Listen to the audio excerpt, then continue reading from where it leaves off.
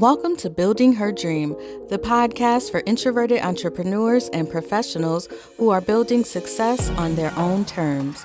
I'm your host, Shayla Burton, a business strategist, a community builder, and your fellow introvert. Here, we're all about real conversations, practical strategies, and inspiring stories to help you show up confidently while growing your dreams and honoring your quiet power. Hey, friends, welcome back to the Building Her Dream podcast, the podcast that's for introverts who are growing their businesses, building their careers, and designing lives that feel aligned and true to who they are. I'm your host, Shayla Burton, and today we're talking about a topic that comes up all the time in my conversations with other introverts, and that's confidence. More specifically, how do you build confidence when you're naturally quiet? How do you build confidence when you don't really love being the center of attention and you're not the first one to raise your hand or jump on camera or speak in a meeting? If you've ever felt like you're not confident enough to be seen, share your ideas, or grow your business, or even lead in the workplace, well, this episode is for you. So, there's this belief that confidence looks a certain way. We imagine confident people as louder, outspoken, charismatic. We think that they just float into rooms with bold energy and they own every space that they're in. And because we don't always feel or act that way, we assume that we're not confident. But here's what I've learned over time, and especially through recording this podcast and hosting uh, spaces for introverts. Confidence is not always loud and it doesn't always feel so big. Sometimes confidence looks like speaking clearly and calmly when your heart is racing, or sending that email even though your hands are a little bit shaky, saying yes to an opportunity even when you're second guessing yourself, and choosing to show up anyway. That's real confidence. It's not the absence of fear, but it's the decision to move with it. And let me tell you, my confidence didn't come easy for me either. When I started this podcast, I didn't think of myself as a confident speaker. I wasn't sure if I had enough to say. I often worried about how I sounded. But guess what? I started anyway. And episode by episode, my confidence grew.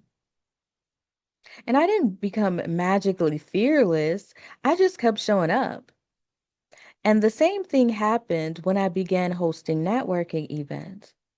I had to push through my fear of being seen and lead anyway. And the more I did it, the more I began to trust myself.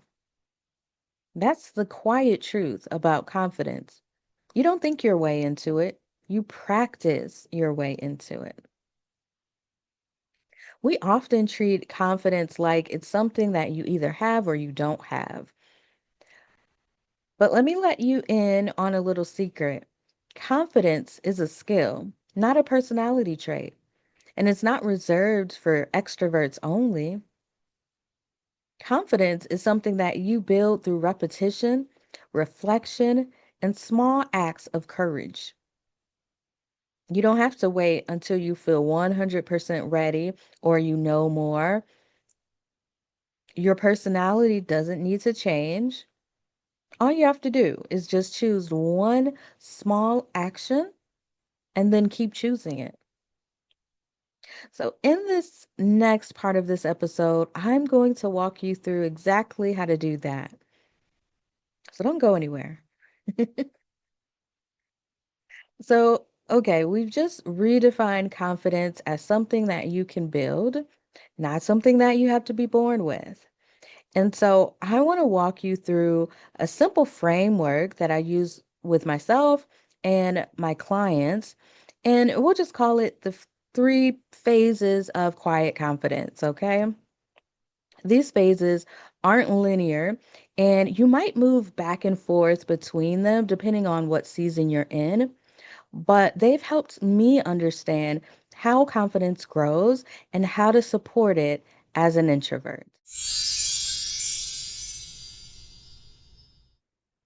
So, phase one is self awareness. This is where it all begins.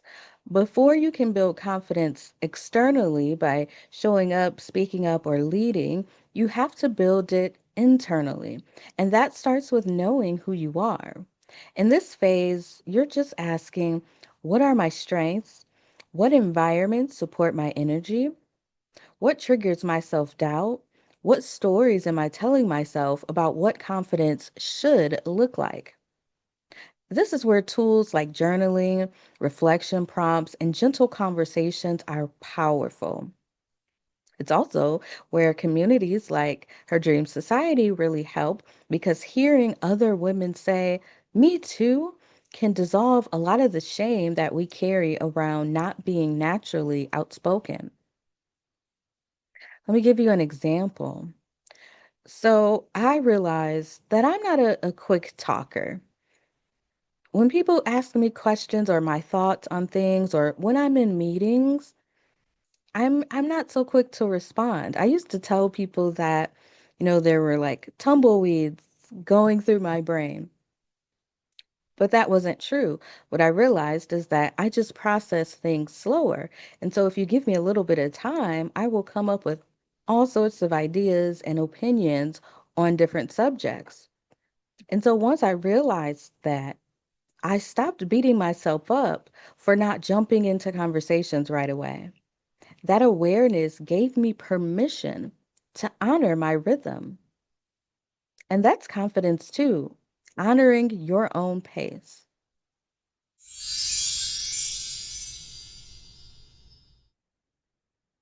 All right, are you ready for phase two? Say, Shayla, keep going if you want me to keep going. All right, I heard you. Phase two is micro bravery. So once you've spent time to know yourself, the next phase is about taking small intentional risks. This is not about, doing the scariest thing imaginable or facing your fears head on, because that's really a recipe for overwhelm. But micro bravery is those small, manageable actions that stretch you just enough to grow without snapping your nervous system. Ask yourself, what's one thing that I can do this week that feels just a little uncomfortable, but also kind of exciting? Some examples might be speaking up in a meeting, even if it's just to agree or ask a clarifying question. Another example is posting your first video or carousel on LinkedIn or Instagram. Maybe introducing yourself to someone at a networking event, sending a pitch or a DM to someone that you admire. Maybe just attending a co working event or accountability session and saying your name out loud. These actions are small, but they stack. Every time you do something brave, you build evidence that you're capable. And that's what confidence feeds on, that evidence.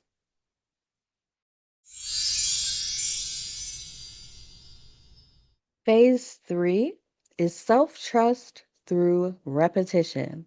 So, this final phase is where confidence really starts to feel sustainable. This is where your nervous system begins to believe, I've done this before and I absolutely can do it again. Confidence becomes more natural. And again, this is not about your fear disappearing. This is when your self trust grows stronger than that fear. So here's what this might look like. You may host your third event, and now you feel way more relaxed than the first one. You speak on a podcast, and you don't need to script out every word. You go live without panic because you've done this before. Or you may lead a meeting or pitch an idea and feel proud even before you get any feedback.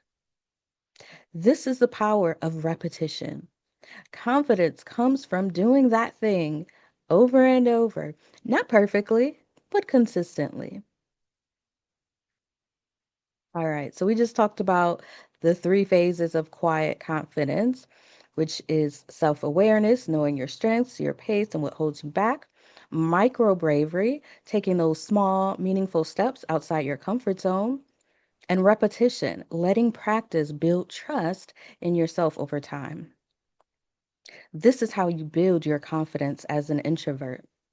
You don't have to change who you are, but by meeting yourself where you are and moving forward one gentle step at a time. That's how you build that confidence. All right, so now that we have those three phases out of the way, let's talk about some confidence building practices that you can start using right away, whether you're running a business, navigating a career, or simply trying to be seen more in your everyday life. Now, what does confidence look like in your real life? What can you actually do to start building confidence this week, even if you're feeling uncertain, nervous, or low energy? I want to leave you with a few tools, practices, and mindset shifts that you can use right now to start moving through those moments of self doubt. Because again, confidence, that doesn't come first, action comes first, confidence follows. So let's walk through a few of my favorite starting points. Practice number one, keep a proof of confidence journal or a confidence wins journal. Now, this one is simple but powerful. Create a note in your phone, or you can use a small notebook and title it Proof I Can Do Hard Things or Confidence Wins. Every time you do something that feels even a little brave, write that down. So, an example could be you spoke up in a meeting, you went to a networking event alone, you told someone about your business, you posted a video without over editing it. This builds your evidence bank, something to return to when your inner critic starts asking, who do you think you are? This is how you remind yourself that, you know what, I've done brave things before and I can do them again. Practice number two, replace I'm not ready with I'm figuring it out. Your self talk shapes self trust. When you catch yourself saying things like, I'm not ready, I'm too quiet for this, I don't belong in this room, pause and reframe. Try saying, I'm figuring this out. I bring a thoughtful, grounded presence to this room. I may not be the loudest, but I have something to say. Now, we're not talking about toxic positivity here. We're not going to have you lie to yourself. You're just practicing self support instead of self sabotage. Practice number three, find a safe space to stretch because confidence grows fastest in community. A safe community, an intentional one, an introvert friendly space where you can try new things and get support without pressure. And that's why I created Her Dream Society, which is our membership community where introverted women can show up, speak up, and take aligned action with the support of people who get it. And we have co-working sessions, workshops, networking events, strategy sessions that give you a chance to practice visibility and leadership in ways that feel safe and supportive. And so find a community like that. Practice number four, set a confidence goal for the week. Instead of writing down tasks, set a goal, a small act of micro bravery that supports your growth. Here are some ideas. You can introduce yourself in a group or at a networking event. You can offer to lead a portion of a team meeting. Apply for An interview opportunity, a guest speaking opportunity. Ask for feedback from someone you trust. Share a personal story on social media or your blog. Just pick one. That's it. And then give yourself permission to celebrate the heck out of it when you do. Because every time you take action, even with shaky hands, you're building the foundation of real, sustainable confidence. So, as we wrap up this episode, I want you to remember this: confidence doesn't mean being fearless, it doesn't mean being loud. Confidence means you trust yourself enough to take that next step, even if it's small. You can build it, you are building it, and you don't have to do it alone. If this episode resonated with you, I'd love for you to share it with your fellow introvert who could use the reminder. Tag me on social media at Building Her Dream and tell me your confidence goal for the week. Or come join us inside Her Dream Society because confidence grows best in community. Until next time, keep choosing yourself, keep showing up, and know that your presence speaks volumes, even when you don't say a word. Talk soon. This has been another episode of the Building Her Dream podcast. If you've enjoyed it, why don't you go ahead and subscribe, leave us a review, and stay up to date with what we're doing by visiting www.buildingherdream.com.